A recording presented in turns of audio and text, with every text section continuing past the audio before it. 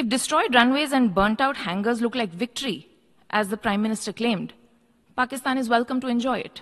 United Nations general assembly यानी UN महासभा में ये बातें कह रही भारतीय राजनयिक पीटल गहलोत हैं। संबोधन में उन्होंने पाकिस्तान के झूठे दावों के बरक्स दुनिया के सामने तथ्य के साथ भारत की बात रखी।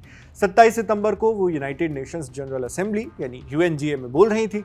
पाकिस्तान के पीएम शहबाज शरीफ के जीत के दावे पर उन्होंने क्या कहा, सबसे पहले वो सुनिए। The Prime Minister of Pakistan also advanced a bizarre account of the recent conflict with India. The record on this matter is clear. Till 9th May, Pakistan was threatening more attacks on India. But on 10th May, its military pleaded with us directly for a cessation to the fighting. The intervening event was the destruction caused to multiple Pakistani air bases by Indian forces. The pictures of that damage are, of course, publicly accessible. If destroyed runways and burnt out hangars look like victory, as the Prime Minister claimed, Pakistan is welcome to enjoy it.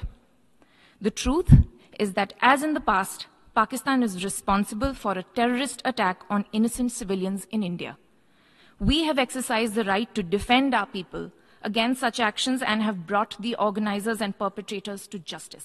पीटल गहलोत ये बातें पहलगाम आतंकी हमले के बाद भारत के operation सिंदूर और उसके बाद पाकिस्तान के दावों पर कह रही हैं। 7 से 10 मई के बीच चले ऑपरेशन सिंदूर के बाद से पाकिस्तान बार बार ये झूठा दावा करता रहा है कि उसने इस संघर्ष में जीत दर्ज की, जबकि ये सबूतों के साथ तथ्य है कि संघर्ष रोकने का प्रस्ताव पाकिस्तानी सेना की ही तरफ से आया था। उसके तबाह एयर बेसेस की सैटेलाइट तस्वीरें दुनिया भर के मीडिया में छपी। पाकिस्तान के इसी प्रोपेगेंडा पर पीटल गहलोत ने एक बार फिर तथ्यों का आईना उनके सामने रख दिया है, लेकिन इस बार ये आईना रखा गया यूएनजीए में यानी संयुक्त राष्ट्र के सामने। इसी यूनाइटेड नेशंस जनरल असेंबली में पाकिस्तान के पीएम शहबाज शरीफ ने एक बार फिर पाकिस्तान की जीत का झूठा दावा दोहराया है। उन्होंने अपने संबोधन में कहा कि हम जंग जीत गए हैं और अब हम दुनिया में अपने हिस्से से शांति स्थापित करना चाहते हैं। पाकिस्तान सभी रुके हुए मुद्दों पर भारत के साथ एक समग्र, व्यापक और परिणाम लाने वाले बातचीत के लिए तैयार है। ये उनके शब्द हैं पीएम शहबाज शरीफ के। पाकिस्तान के पीएम के इसी वर्जन को निशाना बनाते हुए पीटल गहलोत ने उनके दोहरेपन को उजागर किया। उन्होंने अपनी स्पीच में कहा, जो भारत का रिप्लाई था, उसमें उन्होंने कहा कि जो बातें पाकिस्तान के पीएम कह रहे हैं घटनाओं का एक पूरा क्रम है जो अलग वास्तविकता की ओर इशारा करता है। उन्होंने मई में सीज फायर को लेकर पाकिस्तान के पीएम के दावों पर क्या कहा, सुनिए।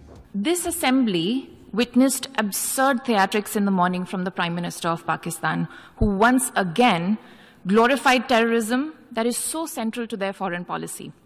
This is the very same Pakistan which, at the UN Security Council on 25th April 2025, shielded the resistance front, a Pakistani-sponsored terror outfit, from the responsibility of carrying out the barbaric massacre of tourists in the Indian Union territory of Jammu and Kashmir.